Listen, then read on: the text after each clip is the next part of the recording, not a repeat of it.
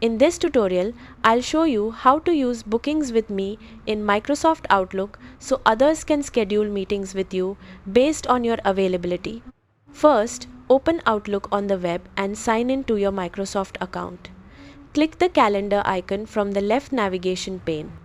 In the calendar view, select Bookings with Me. If you're using it for the first time, follow the prompts to set up your booking page. Choose your meeting duration, availability, buffer times, and any other scheduling preferences. You can also customize the meeting title, location, and whether the meeting will be held in Microsoft Teams. Once you're happy with the settings, save your booking page and click Share to copy your booking link. Send the link to anyone you want to book time with you. When someone selects an available time, the meeting will automatically be added to your Outlook calendar and both of you will receive a confirmation email. That's how to use Bookings with Me in Microsoft Outlook.